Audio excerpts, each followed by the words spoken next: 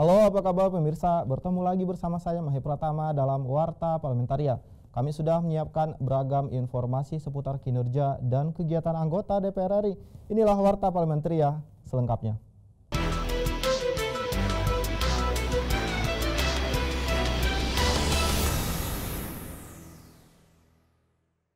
Komisi 9 DPR RI meminta pemerintah terus berupaya untuk meredam efek yang ditimbulkan akibat pandemi COVID-19 yang masih terus melanda di Indonesia, khususnya terkait pemutusan hubungan kerja di sejumlah sektor usaha.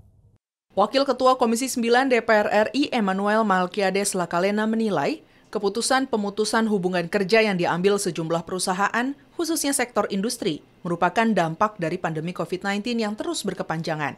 Ia mendesak pemerintah melalui Kementerian Ketenagakerjaan terus melakukan upaya strategis guna meminimalisir tren PHK massal dengan mengeluarkan kebijakan yang berpihak pada pengusaha dan tenaga kerja.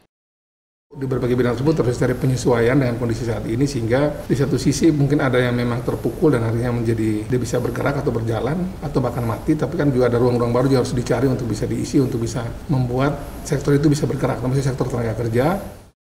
Emmanuel Malkiades Lakalena menambahkan, pihaknya mendorong sektor industri untuk terus beradaptasi dengan kondisi saat ini. Salah satunya dengan memanfaatkan teknologi daring agar tetap bertahan di tengah situasi sulit. Di sisi lain, ia juga mengapresiasi kinerja BP Jamsostek yang telah melakukan transformasi dan penyesuaian dalam memberikan pelayanan kepada para pekerja terdampak PHK selama masa pandemi. Membuat sektor itu bisa bergerak, termasuk sektor tenaga kerja.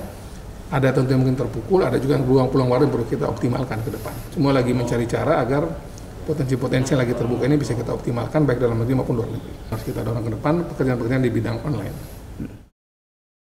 Habibi dan Rangga, TVR Parlemen, melaporkan.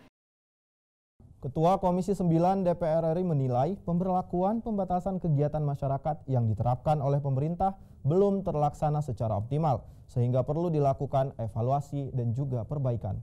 Ketua Komisi 9 DPR RI Feli Estelita Runtuwene mengungkapkan, kebijakan pembatasan mobilitas masyarakat hingga pemberlakuan pembatasan kegiatan masyarakat atau PPKM tidak akan efektif bila tidak dibarengi dengan testing, tracing, and treatment secara maksimal. Upaya 3T juga harus diikuti dengan peningkatan SDM dan perluasan metode testing selain PCR, di antaranya dengan metode Nucleic Acid Amplification Test atau NAAT. Nah, ini kan kita harus betul-betul seriusi, kemudian orang keluarga-keluarga yang ada di keliling yang tertular itu, betul-betul itu harus mendapatkan perhatian dari pemerintah di tingkatannya masing-masing untuk kita mengetahui apakah mereka juga sudah tertular atau mereka bebas dari itu. Feli menegaskan, Komisi 9 DPR RI secara konsisten terus memberikan desakan kepada pemerintah, khususnya Kementerian Kesehatan RI, untuk secara serius meningkatkan testing, tracing, and treatment dengan melibatkan elemen masyarakat. PPKM ini harus dilaksanakan berbarengan dengan yang namanya tes dan tracing, kemudian treatment. Jadi kalau ini sudah dilakukan, yang harusnya mungkin harus 3 minggu, mungkin bisa cuma 2 minggu. Jadi itu yang kita harus sampaikan kepada pemerintah di tingkatan masing-masing dengan kepedulian bagi sesama kita dimanapun berada. Alfat dan Dwi, TVR Parlemen, melaporkan. Anggota Komisi 6 DPR RI mendorong BUMN memaksimalkan peran sebagai salah satu garda pemerintah dalam penanganan pandemi COVID-19 dan pemulihan ekonomi nasional. Di gedung DPR RI Jakarta, Andre Rosiade mengapresiasi BUMN ikut berperan dalam penanganan COVID-19, seperti penyediaan rumah sakit bagi pasien COVID-19. Begitu juga BUMN Farmasi ikut menyediakan obat terapi dan vitamin pendukung untuk penyembuhan COVID-19. BUMN Farmasi diharapkan bisa mandiri memenuhi bahan baku untuk obat-obatan, karena selama ini masih bergantung pada impor. Pabrik vaksin yang dikelola oleh Bio Farma sebenarnya bisa memproduksi 25 juta dosis per bulan, tapi tentu tergantung kepada bahan baku yang datang dari China. Anggota Komisi 6 DPR RI Andre Rosiade juga meminta bank-bank BUMN lebih aktif dalam penyaluran bantuan sosial pada masyarakat. Selain itu, program KUR bagi petani dan UMKM harus dioptimalkan, di antaranya terobosan ekosistem ultramikro. Penyaluran KUR dan bansos yang tepat sasaran diharapkan bisa menggerakkan ekonomi masyarakat. Ke depan kita bisa benar-benar menggerakkan ekonomi rakyat di bawah tanpa perlu rakyat meminjam uang kepada rentenir. Nah, inilah tujuan ekosistem ultramikro. Nanti di seluruh desa-desa itu ada kantor BRI, di situ ada kantor Pegadaian, di situ ada penanaman modal madani. Komisi 6 DPR RI mendorong BUMN terus terlibat aktif dalam mensukseskan program vaksinasi nasional. Helmi dan Edo, TVR Parlemen, melaporkan.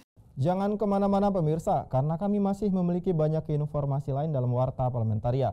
Di antaranya datang dari Satgas Lawan COVID-19 dan Pemulihan Ekonomi Nasional DPR RI yang mengapresiasi antusiasme para pedagang di Pasar Tanah Abang, Jakarta setelah jeda berikut.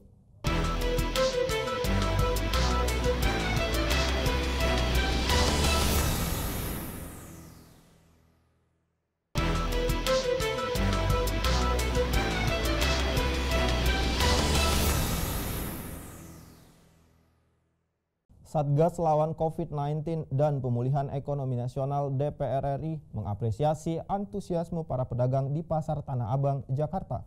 Saat meninjau vaksinasi yang diselenggarakan Ikatan Pedagang Pasar Indonesia atau IKAPI dan Polri di Pasar Tanah Abang, Jakarta, Wakil Ketua DPR RI Sufmi Dasko mengatakan, antusiasme pedagang mengikuti vaksinasi merupakan bagian dari upaya mendukung vaksinasi nasional, baik untuk mempercepat terbentuknya herd immunity atau kekebalan kelompok, maupun demi kelanjutan roda perekonomian masyarakat dan nasional. Kepada pedagang Pasar Tanah Abang di Blok A, di mana ini hari ketiga dengan antusiasme pedagang pasar yang begitu besar, dan tadi kami sudah juga melihat kios-kios yang masih buka dan pedagang menyatakan bahwa mereka tidak ingin menyerah, mereka ingin vaksinasi supaya bisa terus melanjutkan roda perekonomian. Wakil Ketua DPR RI Sufmi Dasko juga mengapresiasi kegiatan vaksinasi bagi pedagang pasar Tanah Abang bisa berjalan lancar. Kegiatan seperti ini diharapkan bisa terus dilanjutkan ke semua blok pasar Tanah Abang sehingga seluruh pedagang sudah tervaksin. Supaya kalau boleh harinya ditambah karena dengan antusiasme dari pedagang yang dari blok lain terutama itu masih ada permintaan untuk ditambah harinya. Ketua Umum IKAPI Abdullah Mansuri menyebutkan target vaksinasi di DKI Jakarta sebanyak 100.000 vaksin. Di Pasar Tanah Abang target vaksinasi akan menyasar 20.000 pedagang. Zikri dan Denus, TVR Parlemen, melaporkan. Komisi 1 DPR RI mendorong seluruh insan pers mendukung program pengendalian COVID-19 dan pemulihan ekonomi, baik vaksinasi, PPKM maupun bantuan sosial. Hal ini agar masyarakat memahami pentingnya target herd immunity dalam melawan COVID-19.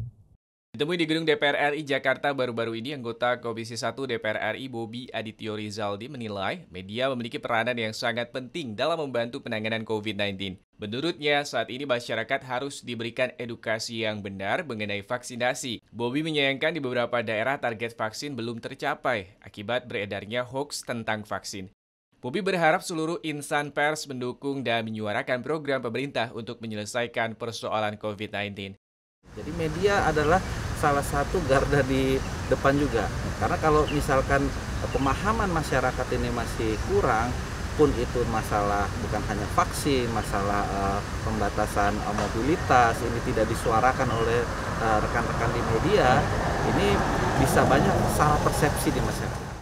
Selain edukasi media, menurut Bobi, peran tokoh masyarakat, tokoh agama, dan juga adat juga sangat dibutuhkan untuk mengajak masyarakat mengikuti vaksin. Bobi mengajak masyarakat yang belum divaksin untuk datang ke gerai-gerai vaksin yang telah disediakan. Ia meyakini pengendalian kasus COVID-19 akan mendorong kembali pertumbuhan ekonomi nasional. Program vaksin itu kan masih banyak yang beranggapan masih takut divaksin. Nah, inilah yang perlunya tokoh-tokoh masyarakat dan juga masyarakat yang sudah divaksin itu menyampaikan dukungan-dukungan dan juga berusaha membawa koleganya, kerabatnya untuk segera divaksin agar tingkat persentase vaksinasi kita ini tinggi dan itu membuat kekebalan imun masyarakat juga tinggi.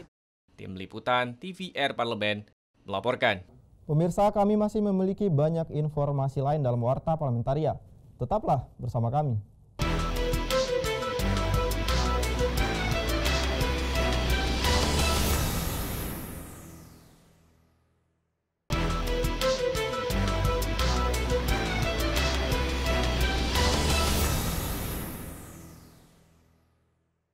Komisi 9 DPR RI meminta pemerintah segera mencairkan bantuan langsung tunai atau BLT yang telah dijanjikan kepada masyarakat untuk menghadapi kesulitan ekonomi rakyat saat PPKM diperpanjang lagi.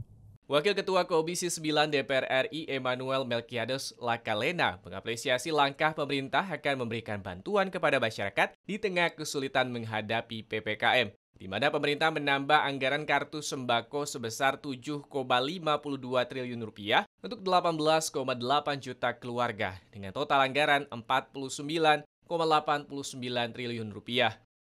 Segera diberikan kepada keluarga yang berhak, baik itu bantuan langsung tunai, baik itu bantuan sembako, baik itu bantuan subsidi listrik dan juga bantuan untuk internet ya, itu kuota internet itu harus diberikan kepada yang berhak sehingga tetap orang diminta untuk diam di rumah tapi bantuan dari kita diberikan kepada mereka yang berhak. Wakil Ketua Komisi 9 DPR RI Emmanuel Melkiades Lakalena mendorong pemerintah menjamin ketersediaan obat untuk pasien COVID-19. Mengingat bantuan tunai dan obat-obatan juga sangat diperlukan masyarakat saat ini. Terus mendorong dan bersama dengan semua pengusaha farmasi, terus bekerja keras memastikan bahwa pasokan obat untuk penanganan COVID ini tersedia. Kekurangan misalnya Gamaras, Actemra, Redemsivir dan sebagainya itu, semua teman-teman farmasi kerja keras. Kemarin juga kami dari Satgas lawan COVID DPR RI, dipimpin Pak Dasko, kami dari Kimia Farma, kami juga di sana melihat bahwa kalau merek dagangnya itu Avigan, generiknya Favipiravir ini obat antivirus, itu Kimia Farma itu produksi 2 juta sehari. Belum lagi yang pabrik lain, ada 2 pabrik swasta lain. Habibie Mahabah dan Rangga TVR Parlemen melaporkan. Sekretaris Jenderal DPR RI Indra Iskandar menyampaikan Kesekjenan DPR RI telah melakukan submit penilaian mandiri pelaksanaan reformasi birokrasi. Indra berharap adanya peningkatan kinerja para pegawai. Indra Iskandar menjelaskan, PMPRB ini merupakan bentuk mandatori yang harus disampaikan oleh instansi-instansi pemerintahan kepada Kementerian Pendayagunaan Aparatur Negara dan Reformasi Birokrasi atau PAN-RB. Banyak lini tadi yang dipaparkan oleh Pak Inspektur Utama harus ditingkatkan gitu ya. Mengenai merit system dan beberapa hal lain, kita harus perbaiki lagi untuk menyempurnakan nilainya itu. Pada kesempatan yang sama, Inspektur Utama DPR RI Setianta Nugraha mengatakan, dalam PMPRB kali ini masih ada beberapa catatan yang harus diperbaiki oleh Kesekjenan DPR RI. Jadi setiap kegiatan itu harus ada landasannya, harus ada pedomannya. Kemudian ketika dilaksanakan harus ada dokumentasi yang menunjukkan akuntabilitas atau DU. Kemudian juga ketika dilaksanakan kita harus punya mekanisme cek. Apakah yang dilakukan itu sudah sesuai dengan yang direncanakan. Dan yang terakhir ada act, bagaimana setelah evaluasi itu kita dilakukan perbaikan.